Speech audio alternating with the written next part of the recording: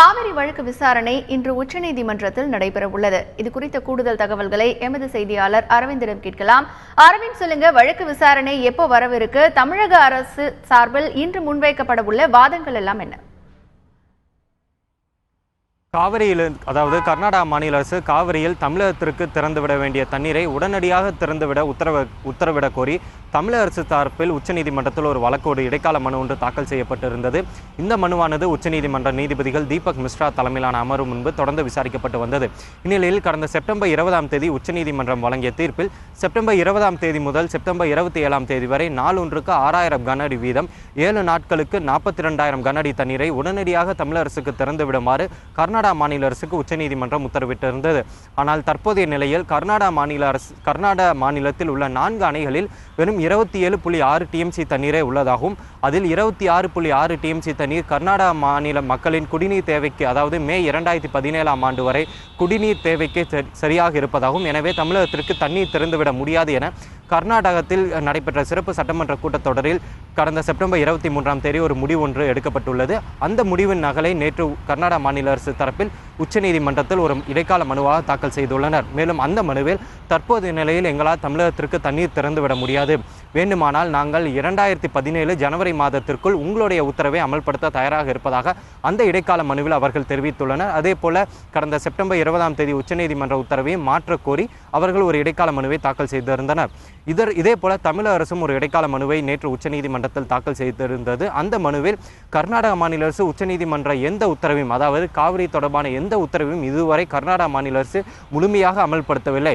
அப்படி இருக்கையில் கர்நாடக மாநில அரசு தொடர்ந்து ஒவ்வொரு மனுவாகவும் தாக்கல் செய்து வருகிறது.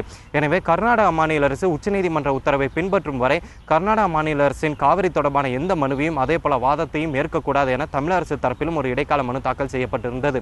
இந்நிலையில் 2 இடைக்கால மனுக்களும் அதே போல தமிழகத்தின் கர்நாடக மாநில அரசு உடனடியாக தண்ணீர் திறந்துவிடக் கோரிய மூல வழக்கும் இன்று மதியம் 2 மணிக்கு உச்சநீதிமன்ற நீதிபதிகள் தீபக் மிஸ்ரா தலைமையிலான அமர்வு முன்பு விசாரணைக்கு வரவுள்ளது. அரவிந்த், இப்போ காவிரி மேலாண்மை வாரியம் குறித்து மத்திய அரசு தரப்பில் இன்று நீதிமன்றத்தில் பதில் அளிக்கப்படுமா?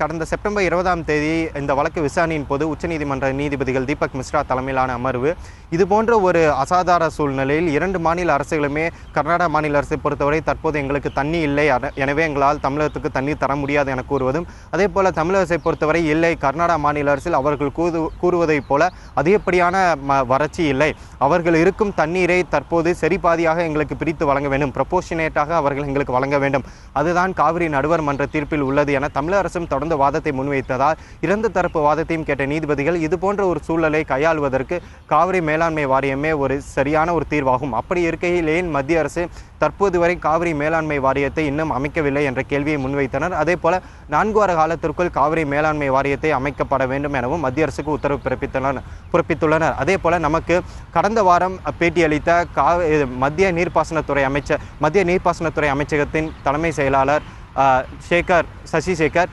தற்போதுதான் எங்களுக்கு இந்த உத்தரவு கிடைக்கப்பெற்றுள்ளதாலும் இது போன்ற ஒரு கோரிக்கையை நாங்கள் மத்திய கேபினெட் அமைச்சரவை முன்பு வைத்து மத்திய கேபினெட் அமைச்சரவை ஒப்புதல் வழங்கிய உடனேயே காவிரி மேலாண்மை வாரியம் அமைக்கப்படும் என நமக்கு தெரிவித்திருந்தார்.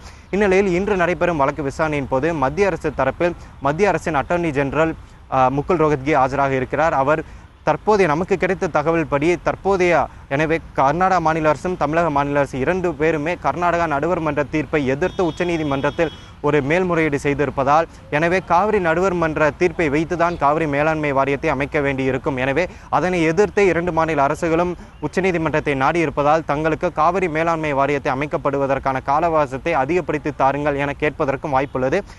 எது என்னவாக இருந்தாலும் தற்போது வரை மத்திய அரசு இது தொடர்பான எந்த ஒரு இறுதி முடிவும் எடுக்கப்படவில்லை. மத்திய அரசும் மத்திய நீர்ப்பாசன அமைச்சகமும் இது தொடர்பான ஒரு ஆலோசனையில் ஈடுபட்டு வருவதாகவும், இன்று மதியம் 2 மணிக்கு நடைபெறும் விசாரணையின் போது மத்திய அரசு இது தொடர்பான ஒரு தெளிவான பதிலை உச்சநீதிமன்றத்தில் தெரிவிக்கும் எனவும் நமக்கு கிடைத்த தகவல்கள் தெரிவிக்கின்றன. உச்சநீதிமன்றத்தில் இன்று நடைபெற இருக்கும் காவிரி வழக்கு விசாரணை தொடர்பான கூடுதல் தகவல்களை எமது செய்தியாளர் அரவிந்த் வழங்க கேட்டோம்.